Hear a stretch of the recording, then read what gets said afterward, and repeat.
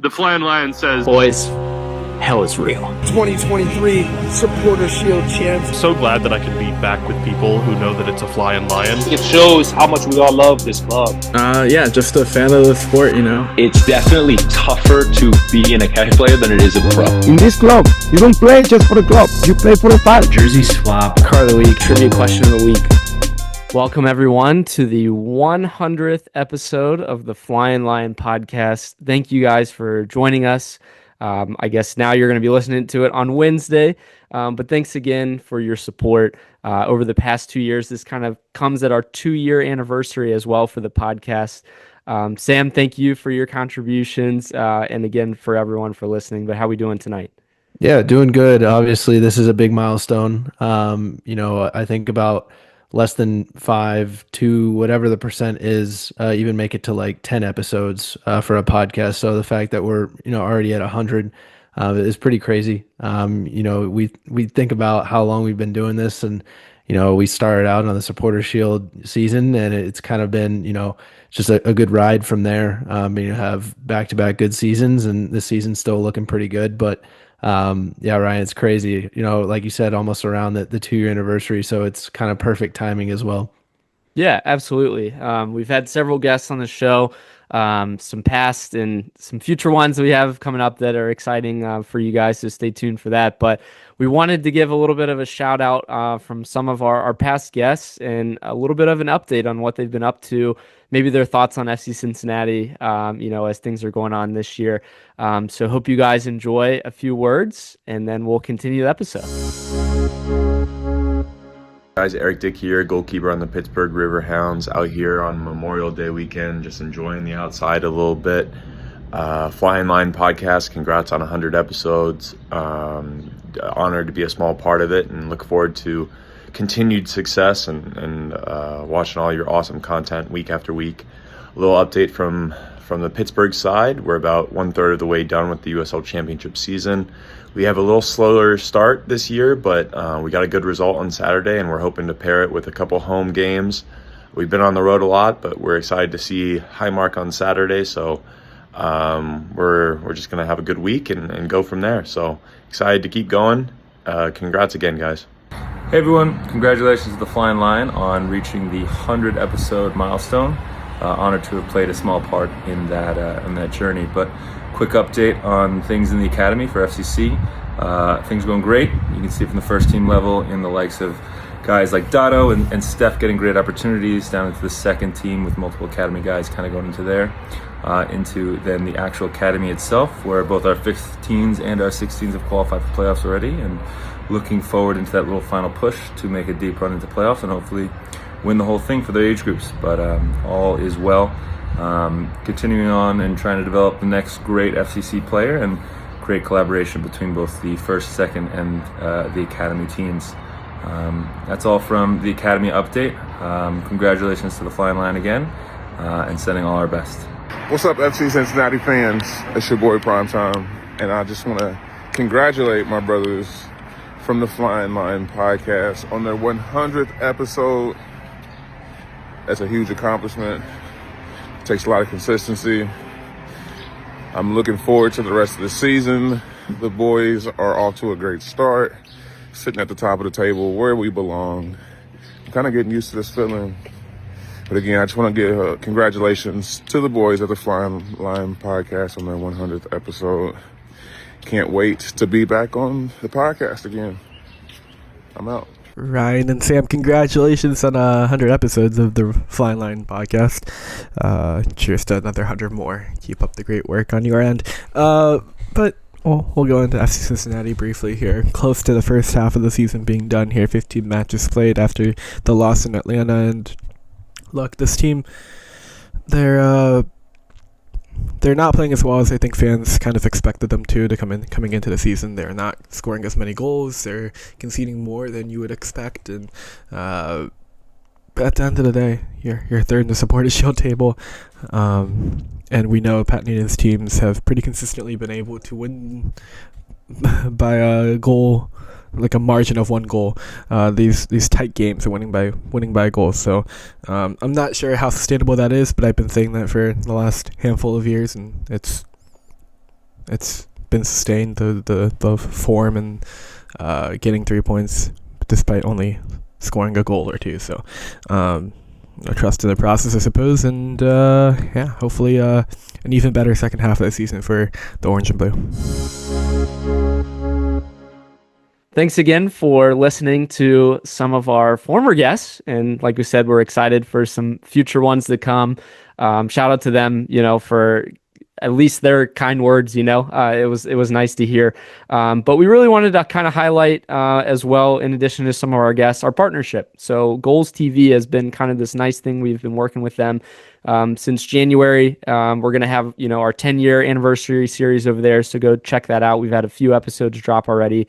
And then we have an exciting interview with Jose, one of the CEOs, the president, the founder of Goals TV.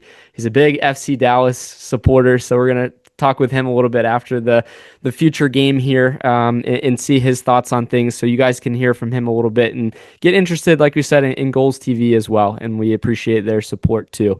But thanks again for everyone for, again, listening, supporting, whether it's TikTok, YouTube, if you're listening to this on Spotify.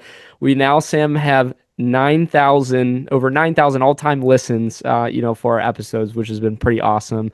We want to give a shout out to Zach, Kevin, Trey, another Zach as well, for joining us as analysts as we've gone along through this as well. And here's to 100 more. So sorry about our little rant here, but we feel pretty proud about it and hitting that 100.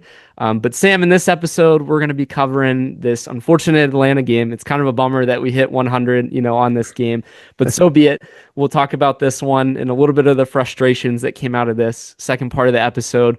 A lot of FC Cincinnati news, coming out with player interests here and there, some international call-ups. And then we do have 2 games to cover, previews for this coming week. So a lot going on, but again, we're here for it all.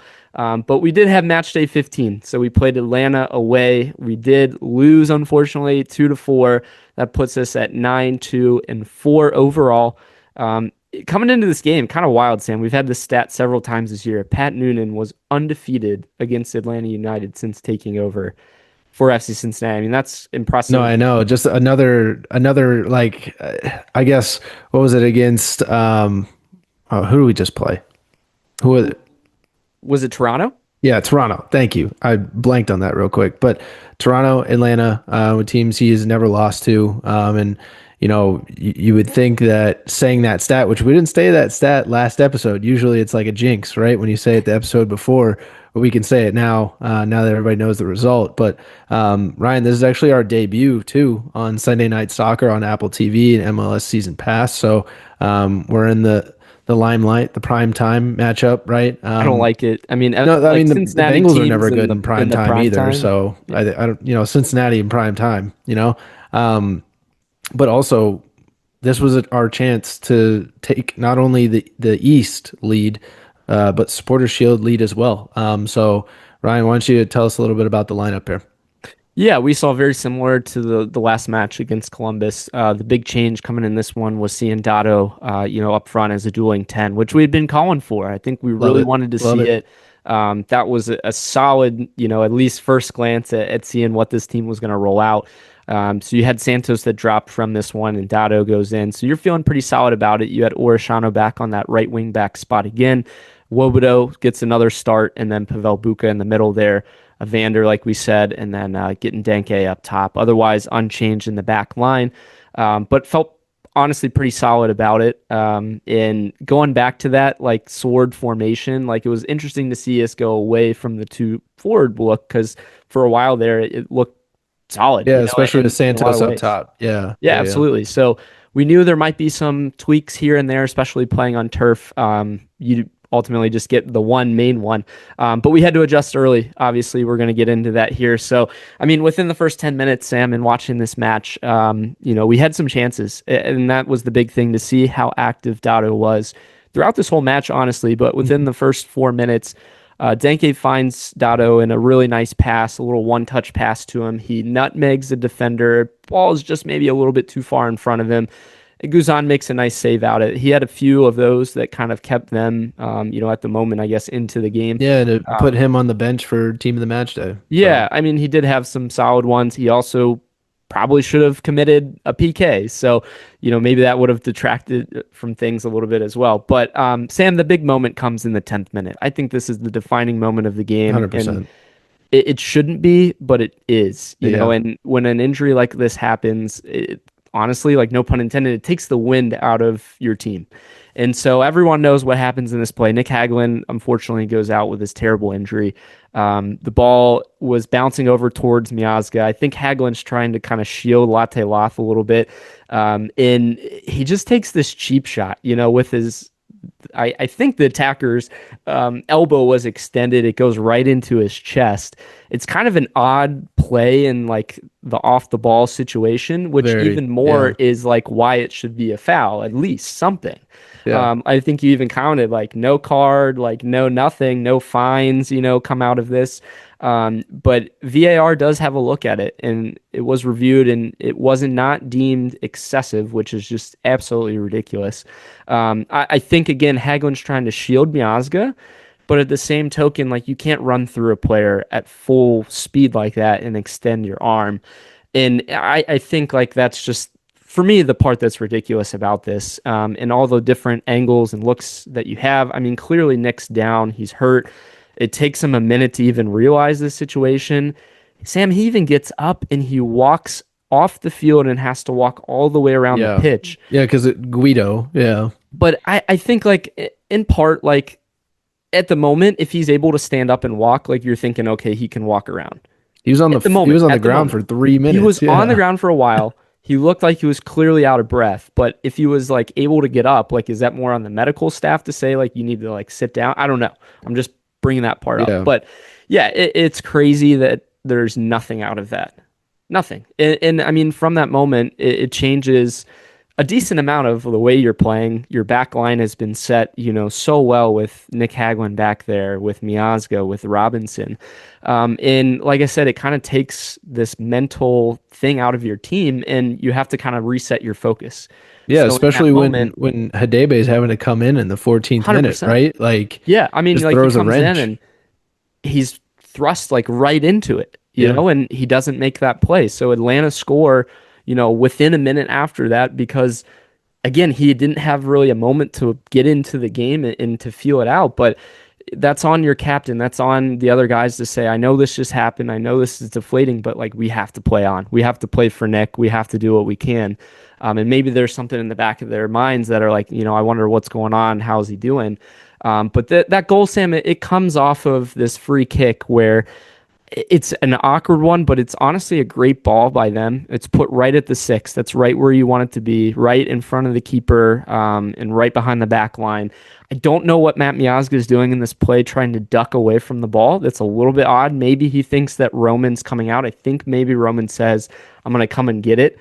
And so Matt's trying to duck out of the way. Communication with him and Roman during the game. Yeah, you see that later on as well. So, I mean, it all comes down to that, really. And we see it, again, another set piece goal later on in the match. And I think a lot of that comes down to, like you said, communication. And that's a big error. You go down that quickly on the road, in Atlanta. Typically a pretty hostile environment. This time it was decent for a Sunday night, let's say. But yeah, I mean, shortly after that one, Sam, we couldn't even regain focus. We didn't really sustain much possession from that point. And then, 5 minutes later, another ball is played in through the middle and it just gets exposed. I mean, that's an embarrassing goal to give up. No, I know. Lobjanidze, once again, though, Ryan, like just like last match, he was carving our defense up. He kind of puts Engel in kind of this awkward position. Engel allows him to get too deep into the box, doesn't really make a step or anything. And this pass, once again, it megs Engel Hadebe, and it's just out of the reach of Miazga's leg, and it falls perfectly to Fortune, who puts it away easily. But he was fortunate in this one. Yes, exactly. But yeah, like you have here, I mean, no pressure to the ball, right? Out from the wide areas as well. Like Engel needs to step that up and be outside the box and meet him outside the box, so that way you're not having to backpedal and worry, like, if I foul this guy, it's a penalty, right? You meet him outside the box. So if you do foul him, at least it's outside the box. 100%, Sam. I totally agree. I mean, we had heard Pat talk about it with the Hadebe handball a few games ago. There just hasn't been enough pressure on the ball, on the width, teams are allowed so much space and they can just create. We saw it with Columbus. We saw it with Tigres earlier on in the season.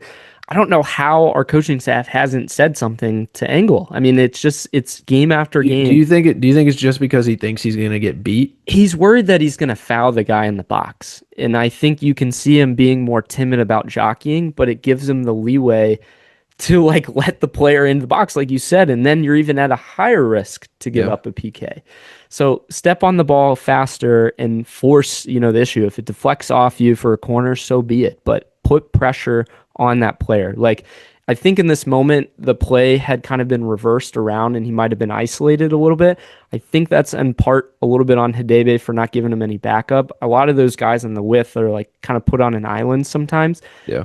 I feel like we can do better with pressure on the ball out wide. And that's been kind of a recurring thing as the season's gone on. But past that, man, we're down 0-2 at this point, but we've seen this team come back against Atlanta. I think the commentators were even saying like, in our wins last year, the year before, especially in Atlanta, we always seem to kind of find a way to kind of claw our way back in the game. And you see that little later on in the half, another Dotto chance, a kind of a great ball from Robinson, a little 1-2. And then Dotto and Denke just kind of go back and forth, force another good save by Guzan. You have another one with Denke, a chance before half as well with all the extra time. But then on the flip side, it could have been 3-0. It could have been 4-0 with some of the chances that they had. And you feel like you're fighting for your life. I think the deflating moment, again, is just having Hagelin go out and then getting scored on right away. You don't even have time to really settle your defense. But it's unfortunate. I'll say that, the scenario and what had happened, it could have been prevented in some ways. If you go back and you see a replay and you card the player, maybe he plays differently. I mean, there's a lot of things you could say, what if, but the end of the half, Sam, like the big moment comes as well where, you're down 0-2 and a ball's whipped in and Dotto wins this ball in the air in the box before Guzan does and gets his face punched in. Like, how is that not a PK? I know, and I'm sure the crew fans in the comments, right, or something will be like, "Oh, well, this is exactly what happened in Hell Is Real." Like Roman, Roman hit got our the player, ball, right? I know, you know what I'm saying? Like, yeah. Oh, I could totally see that. Yeah, but yeah, Guzan, I think obviously that takes out his own defender. He takes out his own defender. He takes out our player. Yeah, like that's clear and obvious. That's two calls right in the first half that you're looking at Guido going like, dude, like how do you screw us over every single time? Yeah, it's our ref. And I don't know if it's not just a mindset of like, oh, it's this ref. Like you still have to go and play. No, yeah, 100%. Like Pat said, and after the game, we see at halftime, lost this game, right? But they're able to at least come up with something in the second half and come out firing. For sure. Yeah. I mean, good point. And maybe it's the like message through Pat, like, all right, regain your composure. Like this team is not good. Like you still have a chance. You haven't been playing well at all. Your form is terrible, but you can change that. Do you think at half, I mean, obviously we're all human, right? And Hagelin's such like a big locker room guy. Do you think any of them were kind of like down at like a little like, maybe not traumatized, but impacted by like Hagelin going out. And maybe they needed halftime to like, hey, take a deep breath. Is he going to be okay? Like maybe an update, kind of helped to settle them. But there was probably uncertainty at that moment. He was going to the hospital. And you never want to hear that, even if you have like a fracture of some sort, sometimes you can even get an x-ray in the stadium and stay in a boot or something. But, when it's in the rib cage and it's around, the lungs, like, and he's trouble breathing, like that's a big deal. So it had to be kind of weighing on the minds of a lot of the players for sure, especially because Nick's the heartbeat of the team, like you said. And the guy that cracks the jokes and keeps everyone loose and focused. And you've heard it in his pregame speeches too, So, and that's where the other players have to kind of step in and say, hey, we need to kind of regain this. That's where Pat stepped in. And in the 48th minute, Sam, we do get a goal. Shout out to Miles Robinson scoring against his former team in Atlanta, which is hilarious. But off of a free kick, which we haven't seen since, June 22nd of 2024 is the last time that we had seen a header off of a set piece for a goal. Yeah, shout out to Patrick O'Leary for that one. But that stat is interesting.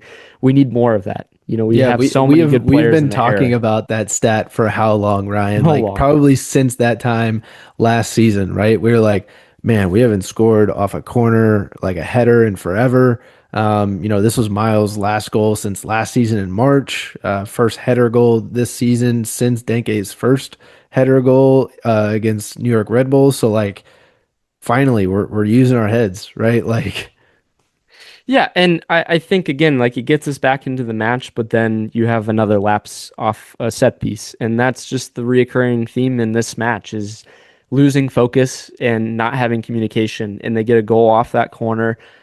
We do come back again and try to fight a little bit, and Dado gets a nice goal from a good play that I believe that Evander slides out, to Angle. Angle has a nice secondary ball in. Usually you see, again, his balls hit right at the 6. He cut this one back again about the PK spot for Dado to slide in. Dado's third goal of the season now, second goal in 4 matches. I'm going to highlight him later, so don't forget it. But yeah, I mean, at that point, it's 2-3. Like anything can happen. yeah. And you don't see it. Like the subs that we have just Well, the haven't subs done were it. all attack, right? So he put They just haven't done it. Well, yeah, he put a Kamara in for Obi, right? So he's really pressing up. You put Yedlin in to have kind of that more of that speed on the outside. But I mean, on this last goal, Ryan, like Yedlin is trying to tell the ref that the guy's offside rather than going and chasing him down, right? And it's like, dude, you have so much speed. Like instead of whining to the ref right away, just chase the guy down because it's at the end of the game anyway, right? Yeah. So play defense. There's just a lot of lapses, and it's from a defense that's experienced, that knows what they're doing from a lot of what we've seen this season. But then there's games where it's kind of like these outliers of, man, like, do we actually know what we're doing? But again, you lose your defender so early on, and it kind of changes your game plan. You're playing on turf. It's a different way to play. These are all excuses. You still have to go out there and you still have to perform in this league. And I mean, prior to this, Sam, Atlanta hadn't won in 8 straight matches. Like that's kind of a slap in the face and hopefully a wake up call for this team. Like any game, they can come back at you. And still what's crazy is like we're second in the East. Yeah. We unfortunately have the second worst goal differential of the teams in the playoff picture right now. I had seen kind of a metric as well that said that we're kind of outperforming what our results have been as well. Oh, 100%. And yeah, I just feel like we grind it out in some instances, but we haven't fully shown like our full form and what we can do. Yeah, but when we lose, we lose hard. Like yeah. And when we win, we win barely. Yeah, 100%. So how does this team kind of kick that into the next gear? We've said it all season long. What's kind of that magic sauce to keep it going? And I feel like it's consistency, keeping people healthy, and not losing people. Like we have some people now that are going to be gone for different reasons. So this team's got to really dig deep and figure it out. They're still in such a great striking position. Sam, I know this is the big thing that comes out of this match is this the worst officiated game that we've ever played in? Like I hate to say it, like the ref didn't lose us the game, but there were huge scenarios certainly didn't help. Yeah, came out of this as well. So, and you still have to kind of play through it, but there doesn't seem to be any like reprimand to this. Like you ask, the referees after and the pool reporting, shout out to Laurel and shout out to Carter for, asking these questions and trying to get some clarity, but like they're never going to admit that they're wrong. It seems like they're always protecting their own. You see, there's just no accountability to this. It's ridiculous. Was it in the Inter Miami game where there was a red card given, right, for something that was not even maybe a yellow, right? Mm-hmm. And it was a very soft red, and it was like really. And then you look at our match, and you're like, how is that not a red? Like the guy just elbows him for no reason. So well, and I get the whole like theory that like the injury doesn't always have to fit the play. Like it's a pretty full force thing with his arm. I get it. But like there's a lot of times where guys extend and they don't break a rib and they don't puncture a lung. You know what I'm saying? Like, so I kind of see that part of it, but at the same time, it's reckless. Like it's clearly like intent to go through the player to get to the ball. It's a foul. At least it's a foul. It's a yellow. But if you deem it not even anything, and then now there's a review to see if he's fined or if he's suspended, like the result out of the game was that he wasn't even, you know, he didn't have a card or a foul or anything. Yeah. So how are you gonna, go back? It's just ridiculous. What is crazy to me is Atlanta doesn't even come out and say anything. We're thinking of Nick Hagelin. Well, the video nothing. that they put out, right? Yeah, like they're pushing forward and everything, and like, yeah, it's just crazy. Like their coach before the game called him soft, and like this might have been the response that some of the players had. Like it's absolutely ridiculous, and it's not going to form like a rivalry. But don't you forget, like if you're an FC Cincinnati player, like Latte Loth might be the most expensive player, the league's ever had, but these guys don't care. They're going to come in and they're going to be like, if you're Miles Robinson or if guy. you're Matt Miazga in the back, right? Can't mess with our guy. Those two guys got a little extra juice the next time we play Atlanta. I think so. I mean, unfortunately, the sad part is we've already played them twice. And I know. So if we meet them in the playoffs or something, hey, they're not going to make the playoffs. Let them have their one moment. This is their Super Bowl. That's true. That's true. We still had a tie and a loss to this team. It's ridiculous. And they're, that far down in the East. So, yeah, it's very interesting, the whole scenario with this and what comes out of it, Sam. So now you lose Hagelin, with 2 broken ribs, a punctured lung, prayers to him, honestly, coming out of this and his recovery. It sounds like surgery went well. In the hospital room, though. Yep, he did have his post. Like it sounds like he's doing okay. But I mean, from my perspective and in seeing what his injuries were, and I do have a bit of a medical background for those who don't know, but at least 6 weeks for, a rib to heal, but you're battling then, for the chest wall and for the lung to fully close up. So, I mean, he's a high performing athlete, Sam. Like his bone can heal, but like he's got to be able to breathe comfortably, number one, and then high endurance, getting back into sprints and sustained endurance and all of that is a different story. And that can take a while. Hopefully I'm wrong, but I think probably 2 months minimum is what we're looking at. I was about to say it's real frustrating, just like another injury for him, that hinders that endurance part. But long term, I should say. I mean, ankle, he broke his forearm before. Like I'm almost wondering, like, does this guy need like a bone density test or something? Like we got to see. He keeps breaking bones, but it's unfortunate. It's terrible. We pray for Hags. I'm sure he's still going to be around the guys and practice. Hopefully getting the guys going still. But does this, in addition to the Miles situation, which we're going to touch on with international duty, does that change the way that we play in the back, Sam? Do you think this is finally the way that we shift things up a little bit? I mean, 100%. It shifts things for sure. I'm even thinking to the extent, Ryan, July coming up and with the transfer window, right? Does this shake some things up, right?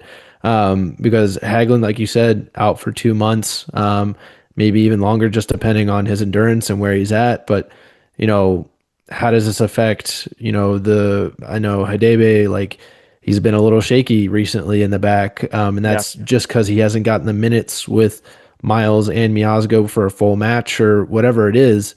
Yeah, absolutely. I think four back system, it has to come because you need a little bit more from those wingers, right, to be able to step back and help now. I feel like instead of flying up the pitch, where you see an Engel or an Orishano fly up a little bit more like a right winger almost. So I don't know. Maybe we'll see Yedlin start a little bit more on that right side. Yeah, I could see it. We've always kind of gone back and touched on this. Is it the right call? Is it not? We've found success with the 3 back system. Yeah. The 4 back hasn't been as successful, in what I've seen, honestly. But could they adapt to it?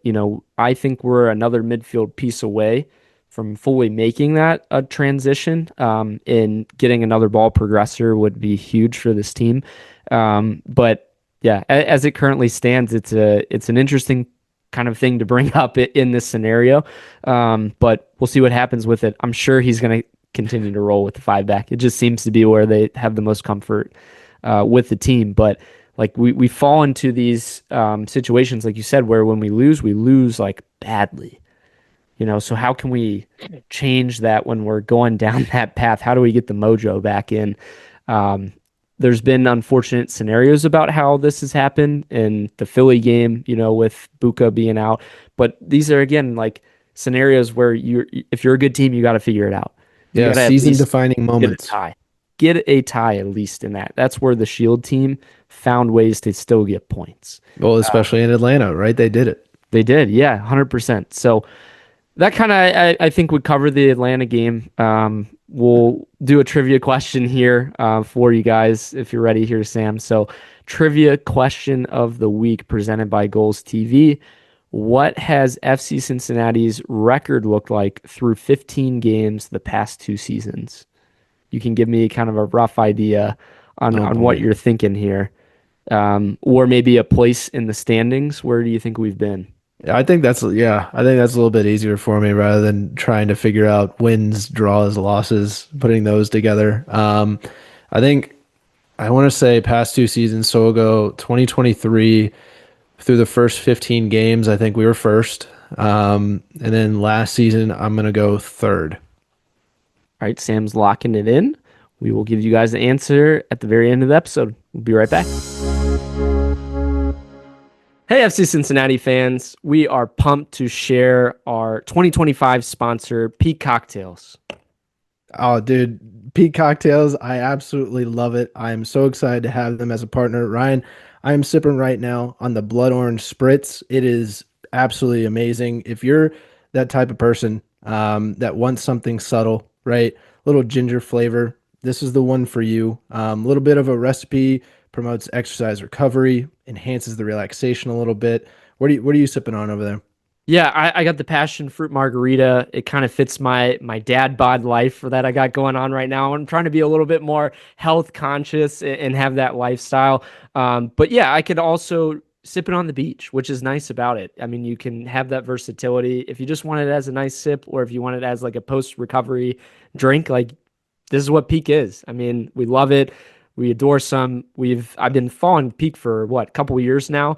But yeah, again, go check out Peak Cocktails. We love them. Next time you're looking for, like we said, any of what we had described, post-workout drink, just a little pick-me-up. If you're drinking on the beach there as the summer's coming up here, go check them out. www.peakcocktails.com and use the code Flyin Lion at your checkout, and you'll get 20% off your first order. Sam, enjoy that drink. Welcome back, everyone. Thanks again for joining us on this 100th episode of the Flyin Lion Podcast. We appreciate you guys listening and continuing to support. Sam, we're going to roll into I'm going to call an audible here. We're going to do cards of the week because we lost in this week. So we're going to flip it up here. Let's hear your card of the week. Yeah, cards of the week for me, I've got a little bit of multiple here just because, Ryan, physical altercations in the MLS. I mean, what are we doing these days? I think, starting with Nick Hagelin, an injury due to Latte Loth, hit sticking him into the turf. The ref VAR said it wasn't a card, wasn't a foul, anything like that. Many fans still, calling for an investigation, suspension, fine, something, right? But unfortunately, probably not going to come from the MLS or pro referees. So the other card, though, is San Diego and LA Galaxy. We've got more fans fighting after their match. On the other hand, you've got this team over here and this team over here, both both California squads, right? This is the second time San Diego fans have fought an LA team. So they had to bring, I think, multiple or dozen cop cars and even a helicopter at one point. So lots of altercations going down in the MLS this past weekend. Yeah. I mean, I think number one, Latte Loth thought like I'm on a football field and forgot where he was for a second and, brought out the truck stick, like you said, which was just ridiculous. The second part, yeah, I mean, what an insane, welcome to the MLS. Would you want to bring your kids to that sort of game now that it's been 2 times, San Diego v LA fans?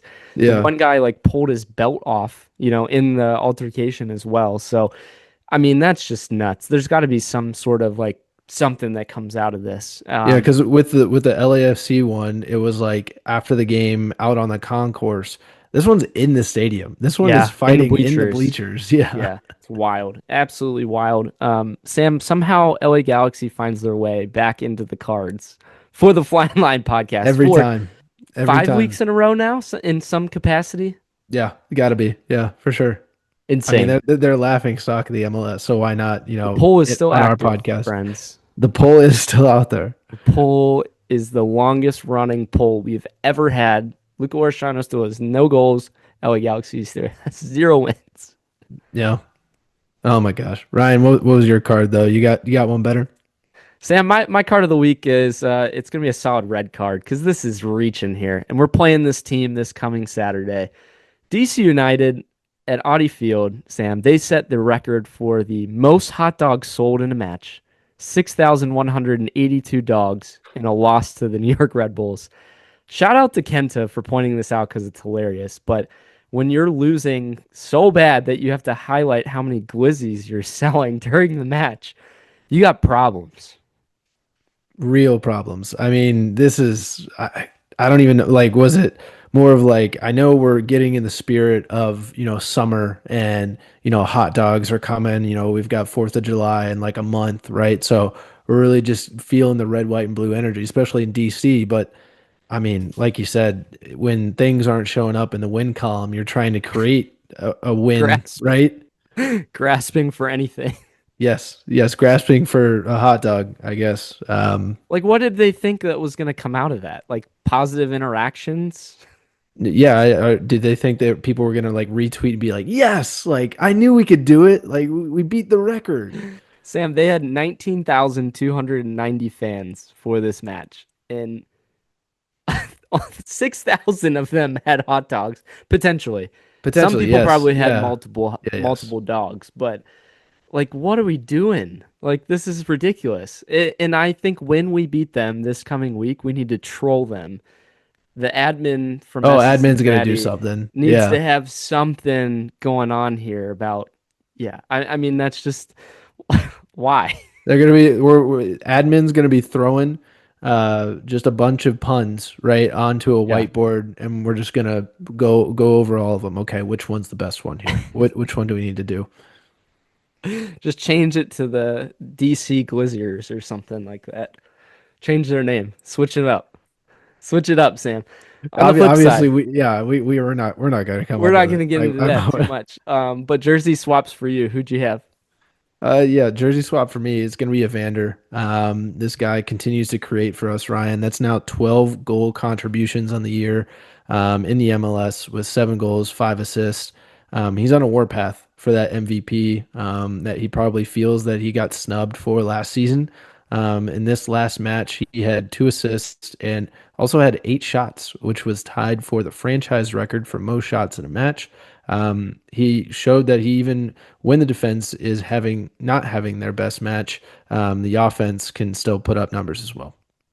Yeah, I mean, somehow this guy keeps finding his way onto the like stat sheet too. Like, and like the corner that he put in was great, for Miles. And his second assist, like, that's only in the MLS that you're going to get those sort of things. But still, hockey assist. Let's go. Yeah, I think like maybe the next step for him, like, he's finding ways to contribute and keep this team in. But like, how is he going to be that? Like, I'm not going to like say 1 for 1 again. We've talked about this comparison, but like, he's got to be the guy. Or maybe he doesn't. Maybe it's like a split between him and Denke, and he's okay with that. But like the goal scoring, like, take it on my back and win this game for the team sort of thing. You see like some plays out of him where like he tries to do too much, and that creates some problems. So maybe I don't want him to do that. We've had that player before. It's a balance, and he's found his way to kind of figure out, what am I supposed to be doing on this team? But he's doing it at a high level, and he's getting, what you said, 7 goals and 5 assists now, in MLS play, which is what you want out of your number 10. Yeah, absolutely. And this was his second 2-assist game with FC Cincinnati as well. So he's been doing phenomenal. But Ryan, another guy who's been doing phenomenal for you. Who is your jersey swap? Dado Valenzuela, the the new bud of Evander. These guys were our dueling jersey swaps this week. But yeah, he scores his third goal of the season. You know, 2 in I guess 4 games now for him. He's going to continue to get minutes, and again, like what position that's going to be, it seems like he kind of swaps around a little bit. He was up there with Denke connecting. It looks so much more fluid between him, Denke, and Evander than with certain other players. And honestly, shout out to him for kind of grasping that. Now, how do we take that to the next level and consistency? But he's starting to round into a pretty solid MLS player. I've been happy with his progression this year. Yeah, absolutely. And you touched on it. I mean, this guy, he created a lot of chances in this game, and probably could have finished them off. But once again, Guzan, was able to stop most of those. But yeah, he continues to find spaces. And I think it was multiple times you heard Taylor Twellman in the commentation there being like, as this game goes on, he is continuing to find more and more confidence. As he's on the ball with that last goal, right, to put us within one, you could see just the confidence to get into that space. I know we heard it from him, right, when he scored that goal into the back post. He was like, I knew to go and fill the space. And so he's been doing that. And so hopefully we can get some more players to kind of think that way as well. But yeah, I can't wait to see Dotto continue to start. Yeah, especially if, honestly, if he's being around Evander and he's around Denke and he's connecting that well, like that's how we're going to succeed. So moving forward, I, again, hope we can take that next step in the offense. It needs just more consistency and more goal outputs like we had seen, from a couple years ago. But speaking of a attacker, but not really an attacker, but a winger, but he plays a little bit everywhere. Luca Orishano. Sam, the rumors came up this past week from Cruz Azul having some interest in this player again. Back in December, I think even into January, it kind of trickled as well. The club had made an offer for him at a rumored $7 million at the time. It was rejected. I mean, the club came out right away and said he's not for sale. And we signed him to a long-term contract, until December of 2029. He's had a little bit of a down year, but he's trying to find his fit into the squad. He's still just an amazingly talented player. You can see the oodles of confidence that he has on the ball beating the first defender or two. The next kind of key from that, we've seen it now consistently, is he's trying to maybe do a little bit too much on that third, guy that he's taken on, like we had seen, with Lucho in the past, but or decision making, like he's really stretching for this goal on this breakaway. He has a nice shot on goal, but he's got a wide open Kevin Denke to his right. So making the right decisions has been a little bit off this year. Has that led now to, all right, what can we maybe see, in this scenario, and what can we get maybe from Luca if he's not going to, number one, want to be here? I don't know if that's the case. I'm just saying. No. Or does our team look even better, maybe without him, and we're maybe just plugging him into positions to try to just get him into the 11, but it's sacrificing a little bit from the team. Like I think he's an immensely talented player. We don't have anyone with his skill set that can beat guys one-on-one. But how do we unlock that? And we've tried. There's so many different ways that we've tried. It's just like, at what point do we say all right, this is a good offer, and we got to take it. No, I think probably Chris Albright's thinking the same thing, right? I mean, he's probably having discussions with Pat, like what can we do with this kid? What more can we do? Because we want him to stay, right? We've seen the flashes that he's had. And he's been able to, like you said, he can create one-on-one like nobody else on the squad. So I don't know, Ryan. I mean, like you talked about, there's multiple reports out there. Some people have said it's just talks. Some people have said that a signing is almost like imminent and could, finalize in the next week, which that seems a little far-fetched. But some other people were saying exactly what you were saying, right? Is that they're looking to trigger this release clause. So, I mean, we've got him till December 2029, right?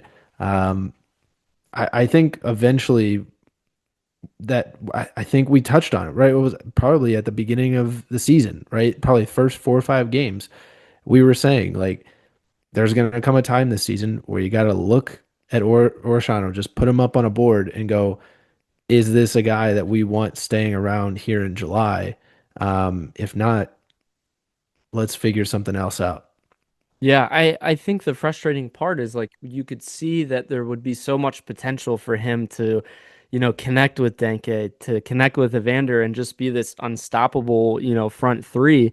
Now that we've put him out wide, he looks a little bit more comfortable, but it doesn't still seem to like click all the way. There's situations where I think if he gets that first goal, you might see a change even in the player. Like he's really kind of hinging on like I haven't scored, and now it's been 15 games and I have forcing it a little I've bit. had this added pressure, and so I think that plays into a lot of what you're seeing, and maybe the fact that like, hey, like I want to advance my career and I'm frustrated with where I'm at, so I'm forcing some of what I'm doing. And that's like on the coaching staff to say, hey, you're still a great player. They still see your value. We see your value. We think you're important. We're putting you anywhere we can to try to get you on the field and to work with this. So, I still think that there's chances for this to work out, man. I really do in terms of like trying in the next, I would say probably another month before the summer transfer formally opens. But at the same token, like if this is where your offer is going to be put and they're triggering that clause, like, can you find better pieces as well and say, hey, we cut our losses. We knew this might be a potential, but how can we strengthen the squad, from that? It's easy to say, oh, well, he hasn't had the goal contributions. It's like, but he's so dangerous. And you don't have a guy that can really test defenses like that. Like even with Evander, he's not one that's dribbling past people. He's more finessed in his dribbling abilities. And Denke for hold-up play and finding spots. But you don't have that guy. I mean, that acceleration. I think like he's top 5, Sam, in dribbles that are successful against defenders. I talked about like, yeah, you can beat those guys. It's just then finding that right pass and really kind of using his skill on the wing. Like we saw it against Columbus, and you see it in spurts. It's just consistency, with that, and that's the next step in a player rounding into the form. Around like his mature ages. I think he's 22, 23 at this point now. 20, almost 25. Is he almost 25? Wow. Okay. I lost track of time. Yeah. But yeah, so we'll see what comes with that one. We'll keep you guys updated on that and what goes on. But love the player. Just hope that we can continue to maybe see more from him while he's here. But Sam, like I think you had found online today, there's a lot of news out there about some FC Cincinnati international call-ups. Miles Robinson is called back into the U.S. men's national officially. team. Yep. Officially, he's going to be reporting to camp on June 1st.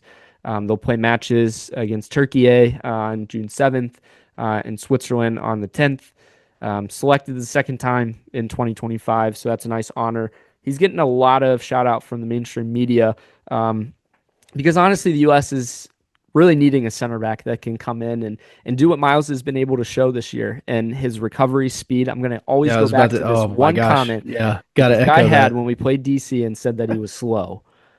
He's had, I think, one of the fastest sprint speeds that they've recorded, and his recoveries have just been incredible. If you listen to the commentation the past couple of matches too, like they purposely have touched on it as well, like Robinson's 100%. speed. Yeah. I think he's had a solid year. I think he's been forced to work with a lot of different people. The next step for Miles is translating his game and his abilities and making those around him better, like you see with Miazga.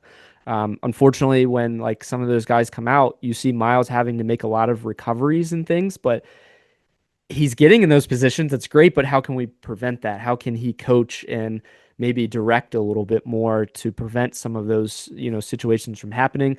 I can't be mad though. I mean, Miles Robinson's a solid defender. He's making, the main U.S. men's national team squad. But we had another, Sam. We had one teenage Hidebe that gets called up for Zimbabwe again. It's always kind of an interesting situation with going over to Zimbabwe. They have matches that are on June 6th and June 10th. Both of them will be played in neutral venues in Morocco.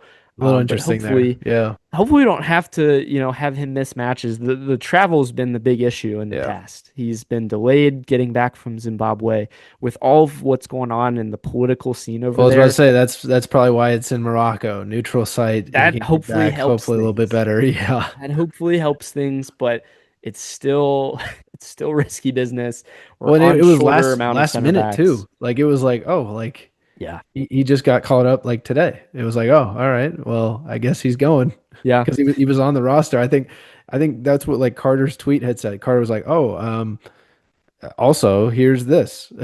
Yeah. Yeah, it's kind of wild. I mean, but and then possibly a third if we maybe see it here in the next few days, Sam. We had Patrick Schulte and Zach Steffen, both who had gotten called in the U.S. national team, have injuries. Does Roman Celentano get a shout? You had put it up on X, and I liked a few of the comments that we saw on people. One of them saying like, "Yeah, it's a great honor, but like we need Roman." So, yeah, I totally agree with that. Like, I think it'd be a good honor for him. How many matches would if him and Miles right go? Obviously Miles is going. How many are they missing? They missing just one? No, I counted it out. If they make it all the way to the finals, it'll be into July. They'll be missing possibly 4 or 5 matches. Okay. Yeah. So So I mean, it's so 2 if weeks. they don't make it to quarterfinals, then Could they be don't only miss like 2 or anything, 3. right? Or 2 or 3? Okay. Mhm. Like just at the tail end of June, I believe. Maybe on the side of 2. But yeah, it's always interesting. You have these international breaks in the middle of the MLS season until we all get on the same aligned schedule. If that's ever going to happen, I don't know. We've had our comments about that before. But nice honors for them, honestly, and to see these guys play at that next level. It keeps me interested in the U.S. national team, Yeah. Yeah. with what's been going on. Other than that, not much. If I could rant for a second, I have a few thoughts on just the U.S. state of affairs with some of our best players. Right. Ryan's got the floor here, podcast listeners, if you want to. Yeah, buckle in. Here you go. Yeah, either buckle in or skip ahead. I'm more of the traditionalist, Sam, when it comes to like the U.S. national team. Like it's got to be such an honor, to be called up and to play. And I see the best players that we have coming off of unprecedented waters of playing 50 something games in a season over in England. Like we've never had that. We've had like Donovan, we've had, here and there pieces, but not your whole starting 11 playing that many matches. And I get the fact of like load management, but at least go to the camp. You don't have to play them, there. Maybe you're there to kind of see like how they line up or how they can kind of coach some of the other players and build chemistry. You are 1 year away from hosting the World Cup in America. And your starting captain, Pulisic, left back, midfielder, and other right winger are out. And I get it. There's Club World Cup, and that's part of why they're out of Gold Cup. But it's kind of ridiculous to me, and again, being a traditionalist of like, you didn't see Landon Donovan take time off, did you? And you didn't see Clint Dempsey say, oh, I need a break, These guys bleed red, white, and blue, and I just need a little bit more fight out of them. I get it from the standpoint of like if they get injured, they can get injured playing in Gold Cup, Sam. They can get injured in the first game in August, and they've had a little bit of a break now from their seasons by the time Gold Cup starts. Like, so what's the issue? At least get them into camp. You don't have to play them necessarily if you don't want. Just I want to see these guys build better chemistry, and that's my little rant here about the U.S. men's national affairs as we have it. No, 100%. Like you said, they need to bleed a little bit more for their country a little bit, especially, maybe some of them took some time this past weekend and really thought about what some other people are doing for the red, white, and blue. And can you imagine in Uruguay or Brazil if a player like Neymar turned down going and playing for their country? Yeah. I mean, that's an extreme example, but like, you don't see that. No, you don't. You don't. And like you said, they should be putting it out there anytime they can. Anytime you can put on that jersey, it's an honor. So if somebody's asking you to be there and put on the jersey, you better put on the jersey. And guess what, Sam? Next man up. Yeah, 100%. Next man up. Next man up. Let's see fine. Diego We'll Luna. let's see some of these guys come in and just destroy it and say, we want to play, we want to be there. And honestly, good for them. If they're going to step away back. from... Look at our MLS guys that are in the middle of their season. Are they saying like, oh, we're in the middle of our season, we can't... they're saying it's an honor to play for this country. Mm-hmm. It doesn't... your club is huge and important, but it's your country. So Agreed. that's my rant on this. I'd love to hear, everyone's thoughts. I've seen a lot online about it. I could see again a little bit of both sides on it, but I think you gotta fight for your country for sure. Sam, I'm gonna roll into some of the previews that we have here for match day 16. We have 2 home matches. First one being against FC Dallas. This game, by the time you're listening, is tonight. The long-awaited reunion of one Lucho Acosta coming back to Cincinnati. We had put out kind of a little post here, kind of sensing what kind of reaction are we going to get from the fans. And there's a lot of very upset people, and I understandably get like he didn't leave in the best of terms, but he's still a club legend. He still did so much for this team. I think from a professional standpoint, you're going to see the club at least, honor that and have a nice, clip for him. You're going to maybe get a little bit of an applause ahead. But as soon as that player takes the field and he's playing against the orange and blue, you better believe everyone on our side is going to be fully orange and blue. I think I would agree with that. Yeah, 100%. I put out from our standpoint, we expect a warm welcome. Welcome. Yes. Yeah. Warm beginning of like, welcome back. Thank you for your contributions. Exactly. Warm welcome. Go hey, how you doing? Eat your Give butt. them a hug, like everything like that. But I didn't completely agree with somebody else's comment, right? Warm welcome, but 90 minutes plus, he's the enemy, right? And that's how it is. And I appreciate Matt Miazga, right, was asked about it. And he was like, yeah, like exactly what you said. I appreciate everything he's done for the club. He's a club legend, but we're going to have to try and figure out a way to defend this guy. Cause I mean, I think they asked Pat too, like, oh, you must know, how to defend him. It's like, no, like he's Lucho Acosta. He's going to pull a rabbit out of his hat, right? And create something. Well, there's a lot that we've learned though in his time here, and frustrating him is the key. So I would love to see a little bit of some agitation that's created, just from the first play of the game. He's on the ball, and you go over and you lay something maybe a little bit of a shoulder to what shoulder. what Matt Miazga did to Brandon Vasquez, right? Hey, I'm how here. You doing? I'm here. Yeah, we're here. Just want to let you know we're buddies off the field, but on the field right now, this is my team. This is your team. I'm the captain. Does Matt say I'm the captain now? Oh, dude, that maybe.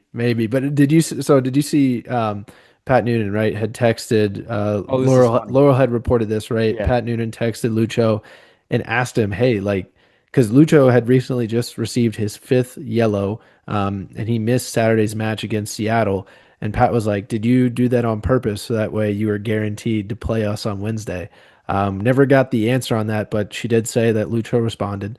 But I thought that was a funny question by Pat. Well, yeah, you see it like come up, and I knew he was like close to accumulation, and then he gets it, the game before. I think there was not really a way that, he wasn't coming to Cincinnati, and there was almost a chance that happened. But as it stands, Sam, FC Dallas sit at 11th in the West. They have not had the season that they thought they would with bringing him in with Leo Chu from Seattle.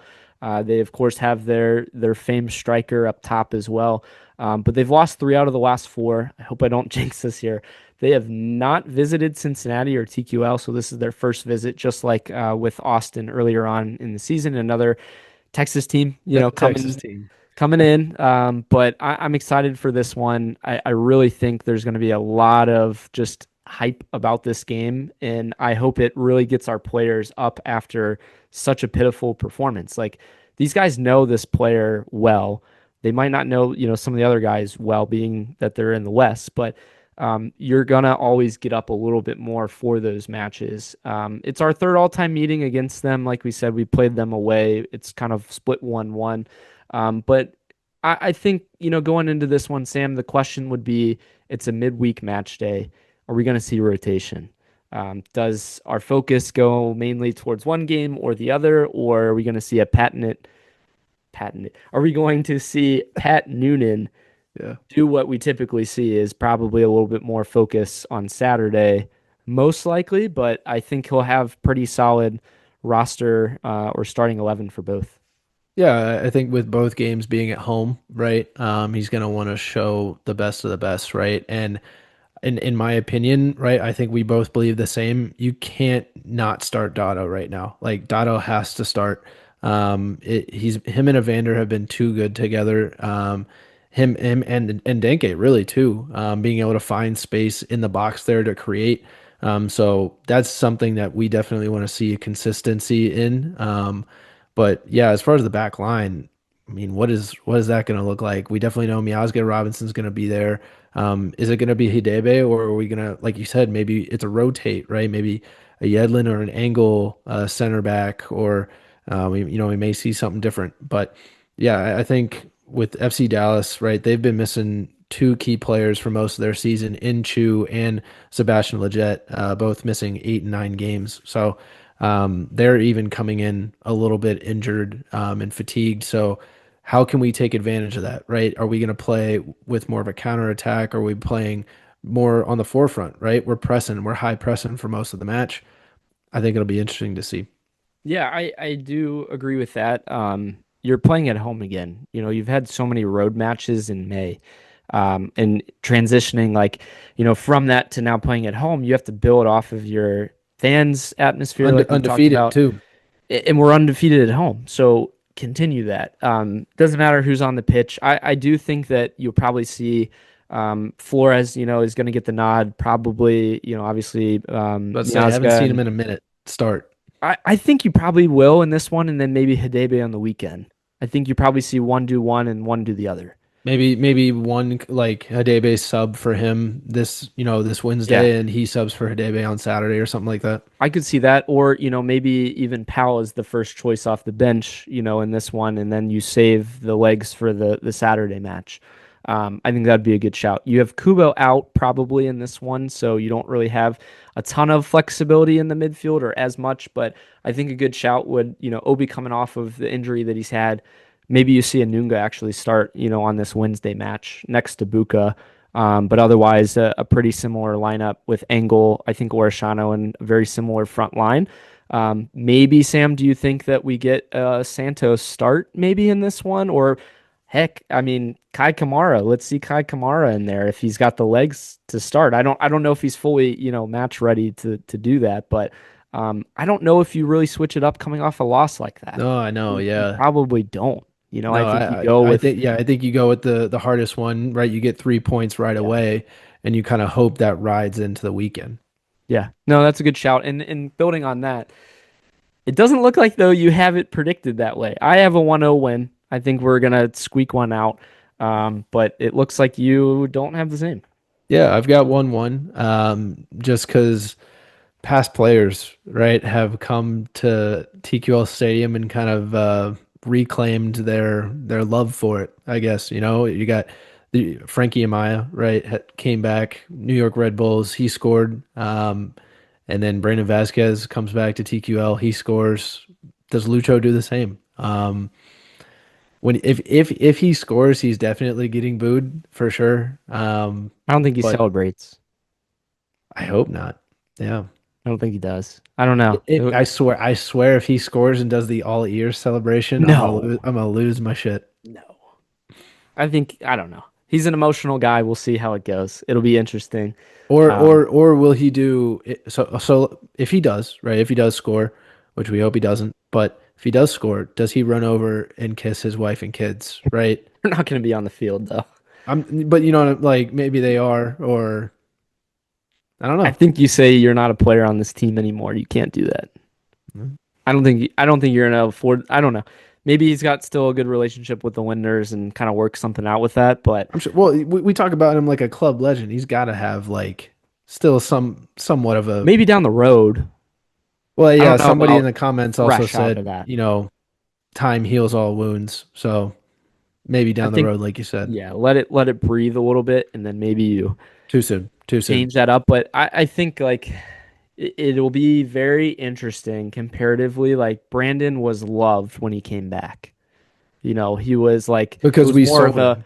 Well, and it was like, hey, we know you're trying to better your career, and we understand the situation with where we have it. It's just the way that things ended is very much fresh on the minds of a lot of people, and how it translated to almost like screwing us almost to start the season. And it's lucky we have such a good general manager to figure out all the chess pieces. So that bleeds into then the feelings that people were going to say, like we had seen, all over Twitter. Go check them out on our post about it. But yeah, I'm excited at least to see like if we can dominate and win this game, how awesome that would feel to beat him like that too, because we know how much of a competitor he is. Like I know some of the guys are really going to be going at it, from that standpoint. So that was our Wednesday match. Our Saturday one against the DC United or DC United Glizziers, as I'm going to call them, because they're big fans of their hot dogs up there. I apologize. I apologize for this man. I swear, if somebody makes T-shirts out of that or so, like DC is 13th in the East. We beat them earlier this year. It was actually a close match, but it was only, I think, 1-0.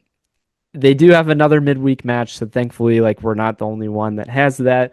They're winless in their last 4. This is just like a reoccurring like theme here for these teams, Sam. I know. We got to beat the teams we should beat. We should beat, yeah. We got to beat the teams we should beat, especially at home. And Benteke like might be out. Baji might be out of this one too. Benteke's like their team. Mm-hmm. So you got to go and win this one. I mean, even if there is a midweek match day, you're coming off of Hagg's injury and everything. Like I think I'm going to go with 2-1. I think we're going to get 2 wins in this week. I'm feeling more positive, hopefully, coming out of this. And maybe this is a message to the team. Like, look, we got to keep our foot on the pedal. We've seen stretches of it. We've seen more sustained runs of it, but it's the way we're losing that bothers me. Like you said, like when there are big losses like that in teams that you should beat, that's when I feel like, all right, not so hot about that.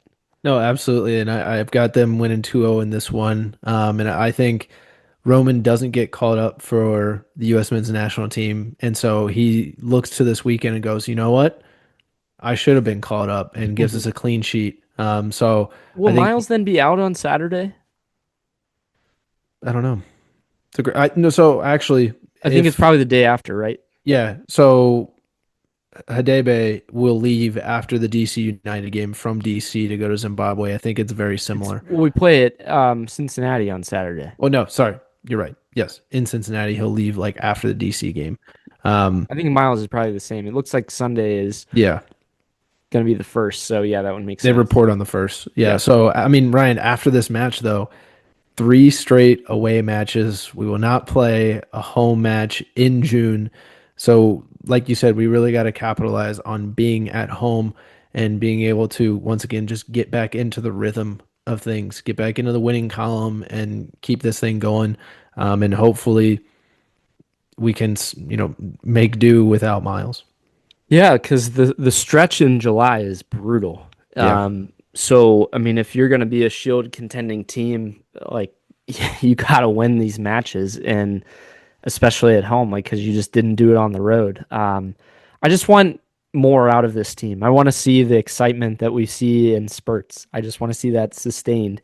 And I want to see this team rally around this week the fact that Nick is out, and they almost kind of in a way feel cheated by what happened. Although, again, like the result is not just based on that one moment, but use that maybe as a pushing point of like, we're going to go and show ourselves. How that in turn is like how the fans respond to the refs, in the next few matches will be interesting. But it's still, it's our game, and that's what it comes down to. You never want the game to be the ref show. No. I never want us to fall into, getting caught up into these moments. But in the same token, like there's got to be some sort of like reprimand from this as well. And if that's to catapult us, even more, then great. I think that would be the best case scenario. So you heard our predictions. Hopefully this is a positive week. Sam, I'm going to give you our answer here for our trivia question. So going back to this question, what has FC Cincinnati's record look like through 15 games in the past 2 seasons?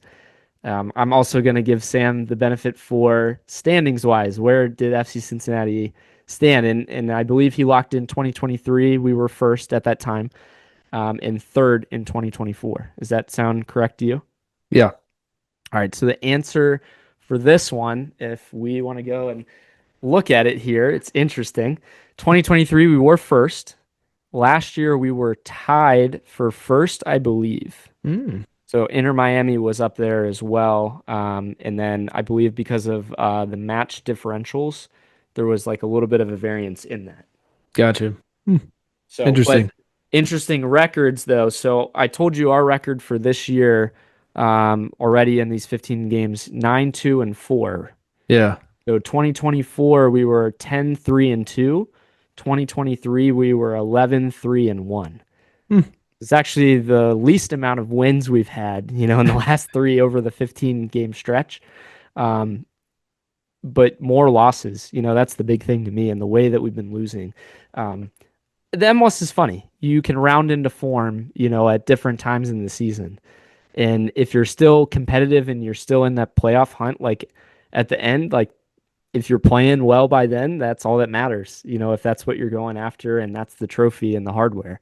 But I think that's something just to monitor and see as the year goes on. But any final thoughts here, Sam?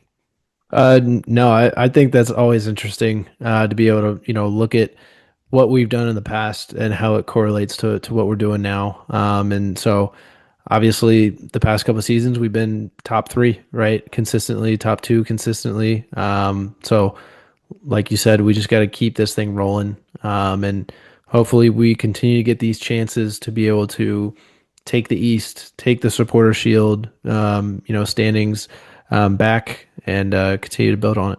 Yeah, for sure. Absolutely. Again, thanks for listening for this 100th episode. We did a fan giveaway on socials here. So I'm going to shout this person out. Keith Link, you are the winner of the fan giveaway. We'll be DMing you here for your reward. But thanks again for your support. Here's to 100 more.